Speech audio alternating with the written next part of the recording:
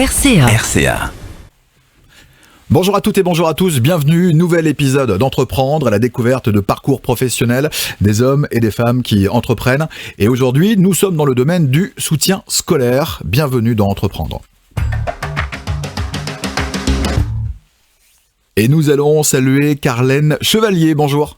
Bonjour Fabrice. Bienvenue. Merci. Alors c'est un plaisir de parler avec vous aujourd'hui soutien scolaire avec l'entreprise que vous avez créée ici. Vous faites partie de la franchise Anacourt. Tout à fait. On va revenir sur cette aventure, on va revenir à Paris tout de suite, s'il vous plaît Carlène, pour découvrir le début et les prémices de cette entreprise Anacourt qui aujourd'hui est dans le domaine, je le rappelle, du soutien scolaire. Vous étiez parisienne, vous avez travaillé dans le domaine de la pub, c'est ça ? Pour des grands groupes. Expliquez-nous votre parcours. Exactement. Pendant 15 ans, j'ai travaillé donc en Paris, région parisienne, où j'ai vécu jusqu'à récemment. Et effectivement, j'ai travaillé pour des grands groupes médias où j'assurais la coordination plurimédia d'annonceurs pour leur compte. Donc en fait, j'étais là pour m'assurer que les besoins de l'annonceur étaient en phase avec ce que les équipes expertes allaient acheter pour eux. Ça pouvait être aussi bien des insertions dans de la presse que des spots à la radio, ouais, tout à fait. que du digital, que de la télé. Donc c'était vraiment plurimédia. Et en fonction des attentes, des besoins, des budgets des annonceurs, on mettait en place des activations médias.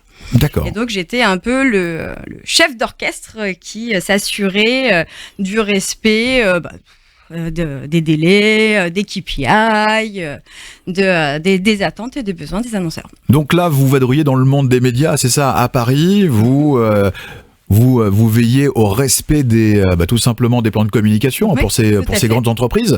Quelques exemples notamment pour qu'on puisse vraiment rentrer dans votre métier avec les groupes avec lesquels vous travailliez à l'époque.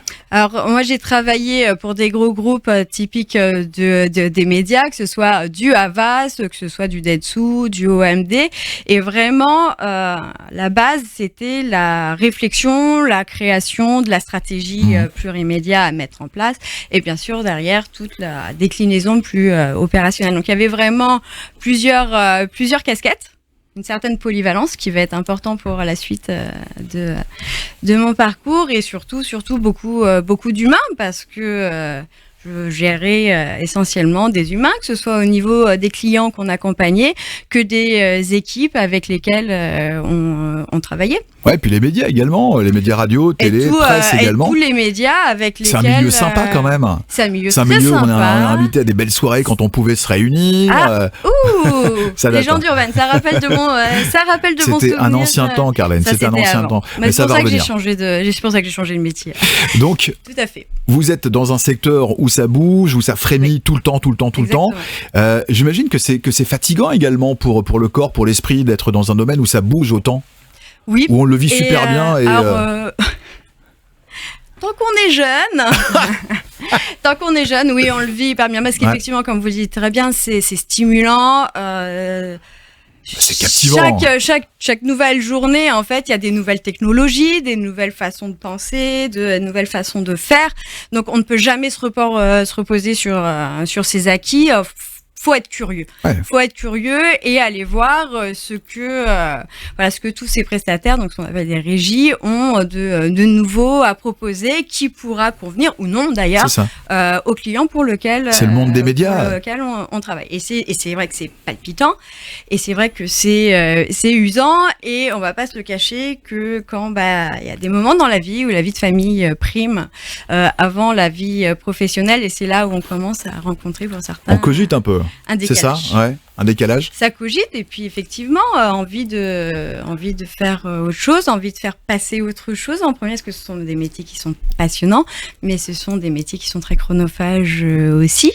Indéniable, on le sait, parce qu'on est tôt le matin, tard le soir, c'est les réunions, c'est les visios, déjà à l'époque. Déjà à l'époque.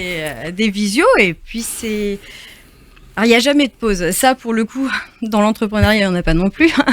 Mais il n'y a jamais de pause, parce que ne serait-ce qu'en se promenant dans la rue, on dit « Ah, ils ils ont fait ça, mais ça pourrait être une bonne idée. Le cerveau est en éveil en permanence. Et ça, c'est quelque chose qui est palpitant, mais du coup, il y a jamais de repos. Et c'est surtout, voilà, moi j'ai trouvé quant à ma vie de famille, voilà, quand mes enfants me disent maman tu me manques, c'est là qu'il y a un décalage. Voilà. On est à la maison, on se dit qu'on devrait être au travail et en train de travailler. Déjà à l'époque, il pouvait y avoir du télétravail. On était à l'agence en train de travailler parce qu'il est 21h, où j'ai raté le dîner, j'ai raté les devoirs, j'ai raté le coucher. C'est ça. Et ce soir, je vais pas leur faire le bisou. En tout cas, ils vont pas voir que je leur fais un bisou. Ils seront endormis quand je rentrerai. Et c'est là où il y a pour ma part, il y a eu une fracture qui s'est faite à ce moment-là. Et donc, ça tombe plutôt bien, parce qu'il y a eu une restructuration dans ma société, et je me suis retrouvée disponible à la maison en train de me dire, bon, ok, ça c'est fait, je ne veux plus évoluer dans ce métier, maintenant on fait quoi ? Qu'est-ce que je vais faire ? Expliquez-moi justement ce passage qui est intéressant. Donc, restructuration, c'est-à-dire que qu'est-ce qui se passe réellement pour vous, Carlène ? Du jour au lendemain, préavis oblige. C'est ça, d'accord. On se retrouve libéré de ses obligations professionnelles et à la maison en train de se dire, bon, alors, ça a été un peu rapide là, je l'avais pas trop vu venir. Mais quelle période ? Parce que c'est important également. C'était l'année dernière à la même. C'était juste avant le confinement et c'est pour ça que le confinement a été. Donc février quoi, février-mars, c'est ça, ouais, février exactement. 2020. Fin février 2020, je me suis retrouvée à la maison. Ça tombait bien parce que mi-mars, on a tous vécu un bouleversement majeur et confinement, école à la maison. Qui n'a pas été simple. Et effectivement, moi, j'ai eu le temps de faire école à la maison. Je me suis vraiment donnée dans cette activité à fond. Et ça n'a pas été simple, ni pour ma fille, ni pour moi. Mais j'avais le temps de le faire, l'énergie, et ça me faisait du bien. Ça me permettait de ne pas avoir à penser à ce qui se passait sur le reste de la planète. Et j'ai changé avec mes amis, mes proches, mes collègues qui disaient non mais télétravail plus école à la maison, mais non, c'est pas possible. Il y a trop de lacunes et on peut pas, on n'est pas enseignant. Et moi-même avec toute ma bonne énergie et toute ma patience, j'en ai pas beaucoup, mais tout le temps que je pouvais y mettre. Oui. Et ce qui est bien, c'est que dans cette période, on a aussi eu l'occasion de refaire une remise à niveau. Je vous imagine Carlène, le soir, comme ça, en préparant peut-être les cours du lendemain avec Internet, avec les sites historiques, géographie, français, de se remettre dans les règles de grammaire. C'est ce qu'on a tous fait. C'est ce qu'on a tous fait et on s'est donc aperçu que c'était bien... un métier. Ouais, voilà, un métier, une vocation aussi, parce que certes, il y a la connaissance théorique, mais il y a surtout toute la pédagogie qui va avec donner des cours à un enfant. L'enseignant qui nous a envoyé les exercices de maths, 2 x 4, 8, génial. Comment je lui fais comprendre 2 x 4, 8 ? Parce que c'est le comment je lui fais comprendre. Quelle est la méthodologie, en fait, pour lui apprendre son cours ? Le raisonnement, en fait. Le raisonnement, c'est exactement. Ça. Le raisonnement, tous les enseignants ne nous le donnaient pas. Donc, on avait le contenu, mais on n'avait pas les clés, quoi.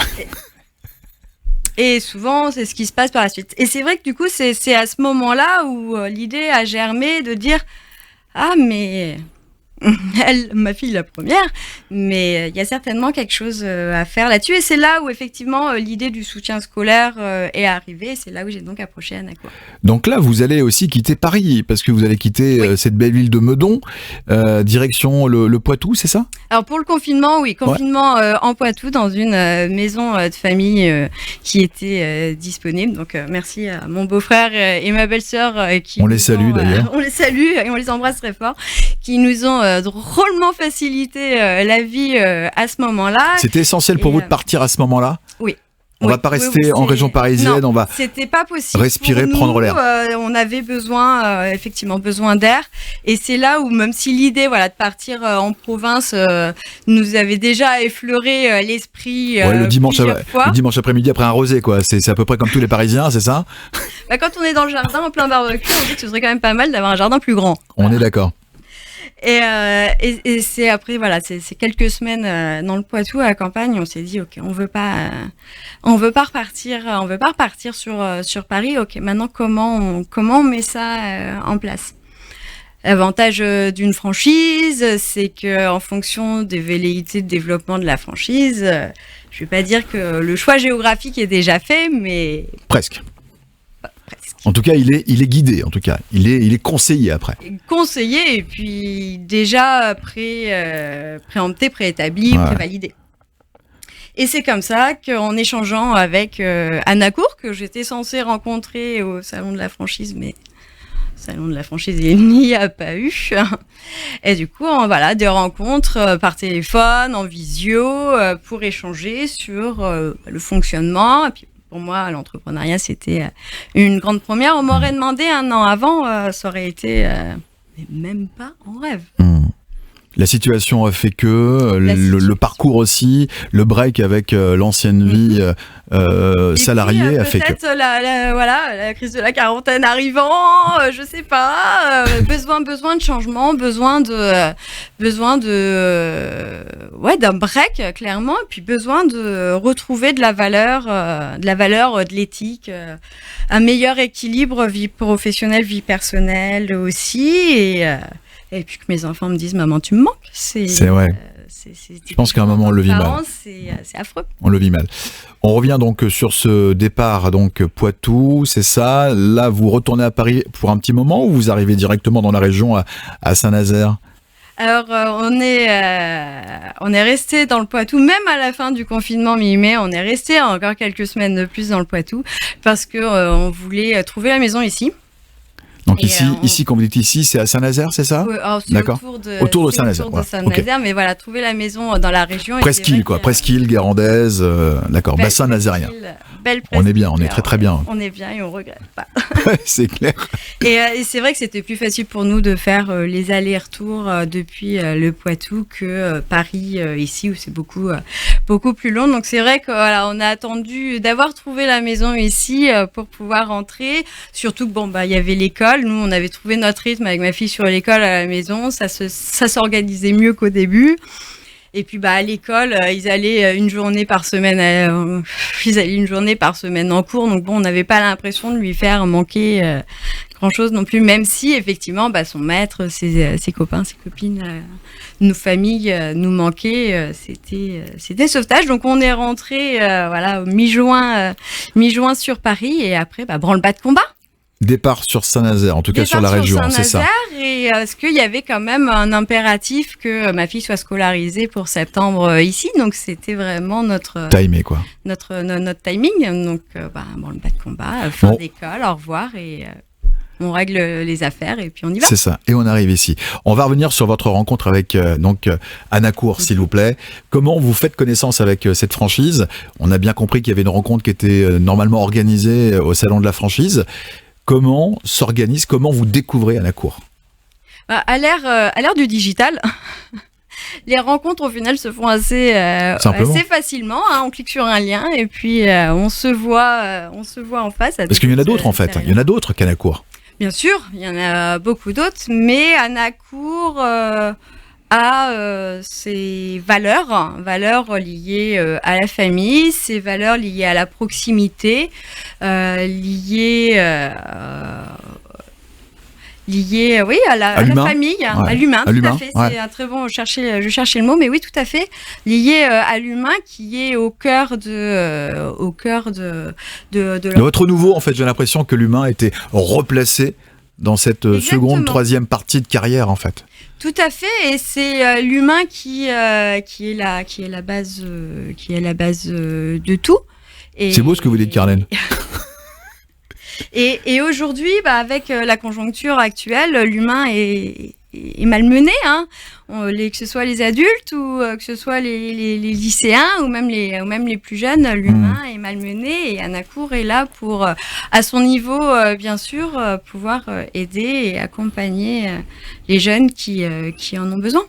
Tout à l'heure, lorsque je vous ai accueilli, avec grand plaisir, je vous ouvre la porte, on a parlé un peu, on a commencé à préparer l'interview et vous m'avez dit à un moment dans votre carrière que vous avez été commercial, que vous étiez une personne qui caressiez à l'époque, vous caressiez le client, alors que vous êtes une personne qui accompagnait les gens. Vous accompagnez vos clients à l'époque, aujourd'hui vous avez envie d'accompagner des parents, des enfants dans leur progression et de parcours scolaire. Tout à fait. Alors c'est ce qu'on disait, il y a vous êtes quelqu'un de sympa en fait, hein? C'est ça? J'espère. J'espère, mais oui, c'est vrai qu'il y a toujours parti du principe qu'il y avait deux types de commerciaux. Ouais, il y avait les chasseurs, ceux qui sont là pour trouver des nouveaux clients et vraiment faire du développement pur. Et il y a les commerciaux qui sont plus éleveurs, qui sont là pour faire grandir leur portefeuille, leur porte, effectivement. Et moi, j'ai assez vite compris que je faisais partie des commerciaux éleveurs. Moi, j'aime prendre un client, écouter ses besoins, c'est vrai. Le caresser, dire mais t'inquiète pas, ça Vous va avez un chat chez vous, non, Carlène? Et un chien. D'accord, très bien. Donc, il y a un rapport qui se crée. Et déjà dans votre parcours professionnel en tant que salarié, vous aimez accompagner. Vous aimez écouter, vous aimez prendre la main de quelqu'un et dire on va aller plus loin ensemble et on va s'améliorer. Exactement. Déjà à l'époque. Ah oui, puis aujourd'hui, c'est même encore plus important, c'est l'avenir de nos jeunes, c'est notre avenir quelque part qu'on est en train de jouer, quoi, c'est clair. De jouer. Puis effectivement, et en ce moment, avec ce qui se passe, encore plus que d'habitude, qui est en train de se jouer. Alors, expliquez-nous comment fonctionne Anacour. On va rentrer maintenant dans cette entreprise que vous développez sur le secteur et sur le bassin nazérien. Comment fonctionne cette entreprise ? Anacour part du principe que pour qu'un accompagnement scolaire soit efficace, tout part de la création d'un tandem. C'est un tandem gagnant entre l'élève et l'enseignant. On va écouter les besoins de la famille, leurs attentes, et on connaît nos enseignants parce qu'on a un recrutement très poussé avec nos enseignants. Il faut qu'ils aient un bac+3 validé minimum. On leur fait passer des tests écrits. D'accord. Pour vraiment connaître leurs connaissances théoriques sur la matière et sur les niveaux qu'ils veulent enseigner. Et surtout, on y apporte beaucoup d'intérêt. On leur fait passer des tests à l'oral, des exercices de mise en situation. Vous êtes enseignant, moi je suis votre élève. Expliquez-moi, vous voulez donner des cours de maths en 3e ? Comment vous faites ? Expliquez-moi le théorème de Pythagore, j'ai vraiment pas compris. Et ça va nous permettre de voir l'approche pédagogique de l'enseignant, la psychologie pour se mettre au niveau de l'élève, l'empathie, la bienveillance, qui sont des mots qui sont très importants dans notre univers, parce que 9/10 des cas, quand un élève se retrouve face à un enseignant pour la première fois, c'est qu'il y a un blocage quelque part. Donc le but du jeu va être de trouver ce blocage et désamorcer. Trouver les moyens de le désamorcer pour combler les lacunes que ce blocage a pu créer et surtout continuer à avancer sur le programme de l'année en cours parce que Covid, pas Covid, le programme il avance de la même Effectivement. façon. Ça veut dire que vous recrutez, j'ai l'impression que vous recrutez les enseignants avec donc un process qui est établi, donc ça c'est clair.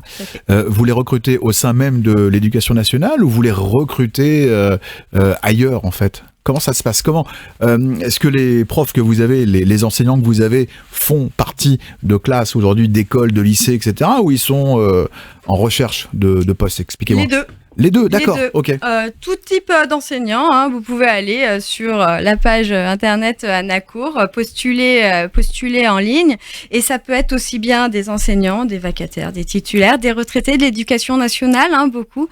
D'accord. Et j'échange régulièrement avec des professeurs des écoles qui ont enseigné pendant 30 ans, qui sont à la retraite depuis peu et qui disent que quand on a donné pendant longtemps aux élèves, se retrouver coupé des élèves, coupé de l'envie de partager, l'envie de transmettre, c'est quelque chose de difficile. Puis on va pas se cacher, c'est aussi un complément. Un complément de revenu, ça va de soi. Et puis on garde un rythme aussi.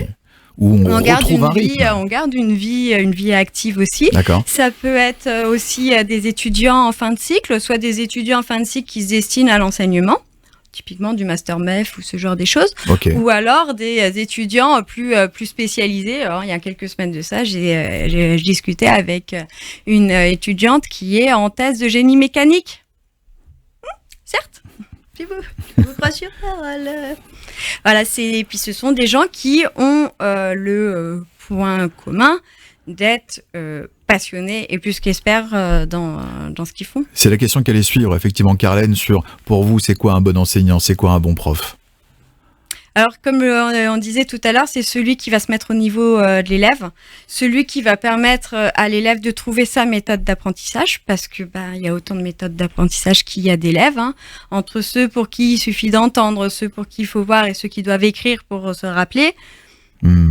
Et c'est ça qui est le plus difficile pour ces élèves où aujourd'hui, ils sont un peu plus pour certains laissés à leur propre compte, hein, ou doivent travailler avec plus d'autonomie que ce qu'ils sont parfois capables de faire.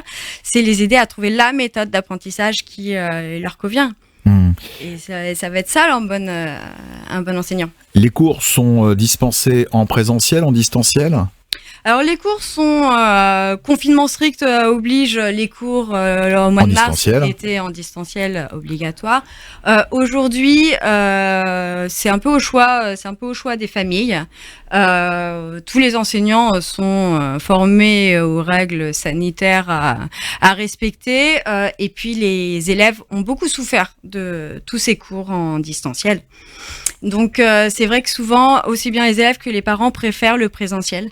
Et par exemple, là où avant, dans la vie d'avant, les cours se faisaient dans un bureau, dans la chambre des élèves, aujourd'hui, ça va être chacun à un coin de la table du salon, mais ils sont face à face, ils sont côte à côte. Et ce côte à côte est important. C'est veut tout dire. L'enseignant est à côté de son élève, il est là pour lui tenir la main, il est là pour l'emmener plus loin, vous le disiez tout à l'heure, c'est aller plus loin, le débloquer, l'aider, et surtout en cette période où les jeunes sont aussi malmenés, c'est leur redonner confiance en l'éducation nationale, confiance en eux, aussi, en leurs études. Effectivement, qui est peut-être primordial, hein, la confiance en soi est la juste base élémentaire. Exactement. Pour avancer dans la vie. Qu'est-ce que justement le statut d'entrepreneur vous a apporté, Carlène, dans votre vie ? Alors, dans votre parcours professionnel, dans votre vie également perso ? Se dépasser, ça c'est sûr et certain. Il y a un an de ça, j'aurais pas pensé être au micro d'RCA aujourd'hui. Typiquement, c'est quelque chose que je n'avais jamais fait avant, même en ayant évolué dans les médias. Un accomplissement personnel, donc. Clairement, un accomplissement personnel. Un peu de fierté, c'est moi qui l'ai fait. Mais ça fait du bien quelque part. Et mais c'est ça pas, en fait fait, du bien. Souvent, il y a ce petit souci qui vient en disant oui, on peut être fier de soi. Oui, mais en fait, on n'a pas trop envie parce que j'ai pas trop envie de faire croire que je suis prétentieux ou que non, il y a juste un parcours et un résultat et aussi un accomplissement personnel. Et c'est pas grave d'être fier de soi. Ce sont des choix de vie, hein. Se lancer dans l'entrepreneuriat, on est libre, oui. Libre de réussir, libre de se planter aussi. Donc c'est vrai que c'est très important de s'entourer des bonnes personnes, surtout dans de la création d'entreprise. Encore plus en ce moment où lancer une société dans une région qu'on ne connaît pas en pleine pandémie mondiale, il faut effectivement être bien entouré, que ce soit par l'ANACOUR, que ce soit par la banque, que ce soit par le comptable, ou que ce soit mon mari qui a été d'un soutien sans faille pendant tout ce temps-là, qui est passé par tous les niveaux. Il a été conseiller financier, il a été expert en marketing, il a été maître de travaux. Sans lui, rien n'aurait été possible. Le soutien Carlène. C'est mon soutien. Carlène, exactement. Donc c'est vrai que c'est la liberté, c'est le fait d'un accomplissement, ça c'est vrai. Et puis un meilleur équilibre personnel professionnel. Et puis de se dire que on est là pour on est là pour aider, c'est très valorisant. Aussi quand on reçoit un mail d'une maman à 7h55 un lundi matin, vous avez trouvé la personne idéale pour ma fille. Ça, elle est ravie et moi aussi. C'est top. Ok. Ouais, on a fait le job. C'est pour ça que je fais ça en fait. Là encore peut-être même plus de fierté que pour avoir créé une entreprise. On a réellement l'impression d'aider et d'être utile aussi à toutes les familles qui nous font confiance. Et ça va grandir ? Vous voulez augmenter le nombre d'enseignants ? Comment vous voyez l'entreprise prospérer, grandir dans ces prochains mois ? C'est une envie ? C'est une envie autant qu'un besoin. Ouais. On va pas se le cacher, mais oui. Oui, l'agence a pour vocation de grandir et de prendre de plus en plus de place, tant au niveau du recrutement des enseignants que des familles qui vont nous... C'est combien aujourd'hui? Combien de familles vous font confiance? Combien d'enseignants travaillent à vos côtés? Aux familles, il y a 25 000 élèves qui nous font confiance en France. Sur Saint-Nazaire, c'est après Esquile-Guérandais, c'est une trentaine de familles. Et à peu près entre 100 et 150 enseignants. Excellent. Donc un objectif derrière ça, Carlène? Il y a des chiffres qui sont mis sur les objectifs sur 6 mois, atteindre X élèves, atteindre... On commence une vie entrepreneuriale en faisant un business plan. Chose que je n'avais pas fait depuis mes études il y a fort longtemps. Pas si longtemps que ça, faut pas non plus exagérer. Hein. Quand même, le business plan, ça faisait. Cours de gestion, c'est en première. C'était il y a un petit moment. Donc rien que toutes ces étapes différentes les unes des autres sont flippantes et passionnantes parce que comme on disait, on va plus loin. Mais vous avez été bien accompagné, c'est ça aussi, l'accompagnement, que ce soit de votre époux, des enfants, le check dans la main en disant on y va ensemble, on déménage, on arrive sur le bassin nazérien, on change de vie, il y a pire comme région quand même, et le défi on le fait ensemble. Exactement. Ok, 2 dernières questions, Carlène, pour terminer, entreprendre aujourd'hui, on parle du soutien scolaire, on parle de votre carrière, de votre parcours professionnel. 3 mots pour symboliser la femme que vous êtes. Ça va aller vite avec vous, je le sens. Parfois, on a des réponses qui sont un peu plus longues, mais on ne coupe jamais. Hein. D'accord. Si c'est long, c'est pas grave. Parce qu'en même temps, on regarde vos yeux, donc c'est pas mal. Polyvalence. La ténacité. Ténacité. Ténacité. Oui, on est dans le domaine, effectivement, de je sais ce que je veux. On y va. Et la bienveillance, qui est la base de tout à mon goût. Et 3 mots pour symboliser l'entrepreneur que vous êtes devenu. Les mêmes. La femme, l'entrepreneur, tout est lié. Hein. Ma fille fait ses devoirs à l'agence le samedi matin et je parle de l'agence au dîner à la maison. Donc il n'y a plus vraiment de séparation entre la vie professionnelle et la vie personnelle. Et c'est ça qui est stimulant aussi, mais parce que maintenant c'est pour moi, c'est pour mon avenir, c'est pour l'avenir de ma famille. Vous travaillez pour vous. On travaille pour soi. Vous regrettez le départ de Paris ? Absolument pas. Et l'idée de devoir retourner à Paris, c'est... Puis en ce moment, en plus, avec tout ce qui se passe à Paris, non, pas du tout. Au grand détriment de la famille et des amis qui sont, eux, là-bas, non. On est très heureux ici, et on est ravis et on ne regrette absolument pas notre choix. Carlène Chevalier, merci. Merci Fabrice, merci RCA. Merci. Nouvel épisode que vous allez pouvoir voir, revoir, partager, commenter, liker, ça va de soi, des parcours professionnels qui sont mis à l'honneur sur RCA, la radio, RCA, la télé. Je vous souhaite une belle soirée, une belle journée, peut-être une bonne nuit. À très bientôt pour de nouvelles aventures avec nos invités, nos entrepreneurs de la région. C'était Entreprendre. Au revoir.